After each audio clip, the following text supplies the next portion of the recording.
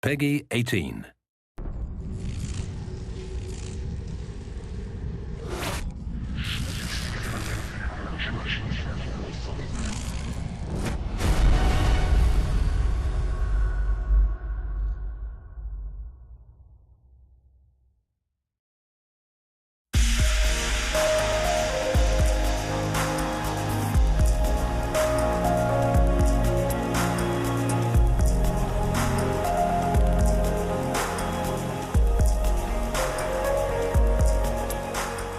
This is the place that feels like home to the player. In between every tactical mission, the player returns to XCOM HQ. This is the nerve center. This is where the player makes all of the strategic decisions of the game. We had this nice long period where we just discussed what do we want to do.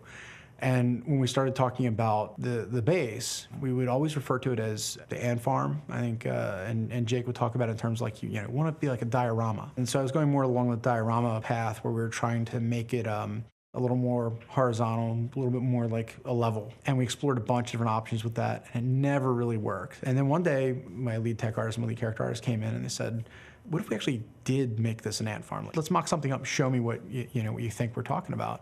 And so they put something together pretty quickly. Jake and I walked in there and took a look at it, and as soon as we saw it, it was like, that's really cool.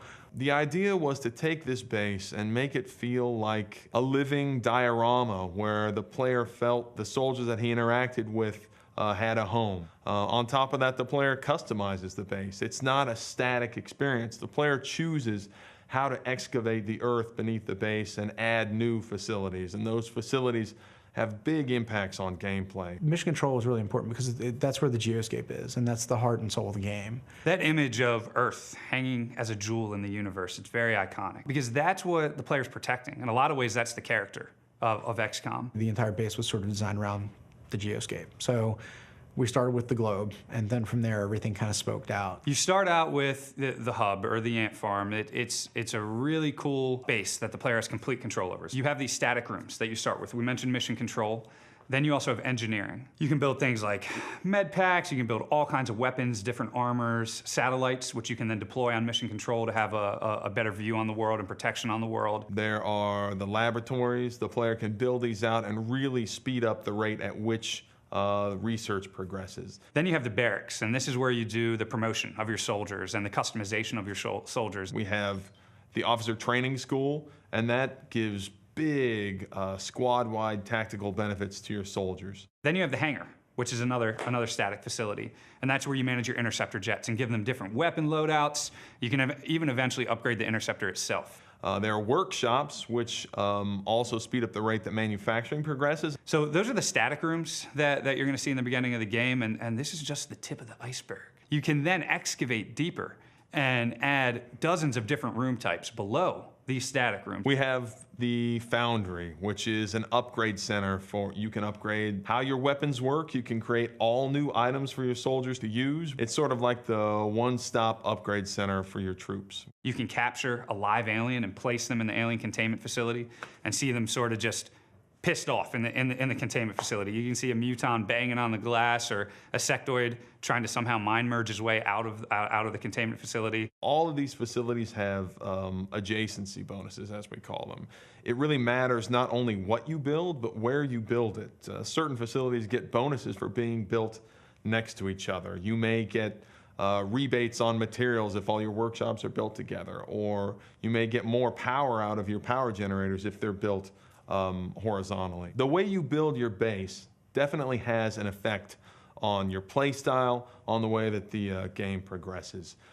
If you really want to research items quickly, if you have a lot of things exposed in the tech tree and you want to study all these different artifacts, you may want to build a lot of laboratories. When you defeat aliens, you're going to bring back resources to your base, right, from the mission.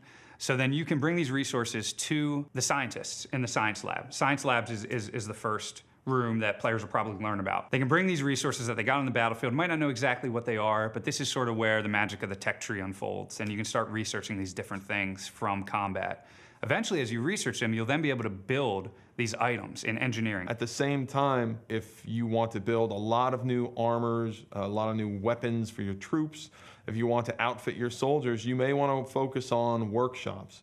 It's always this trade-off. Those who really want to excel tactically, you're going to want the officer training school immediately. But when you spend money there, you're not spending money in the foundry to upgrade the different vehicles, the different weapons and armor. And in true XCOM fashion, you're not going to build every one of these things. You simply can't. So you sort of have to focus and specialize, and you're never going to have enough money or enough manpower or enough power or enough space to build all these facilities at once. So every time you play, it's sort of this different mix of facilities, and that can change the way the game progresses.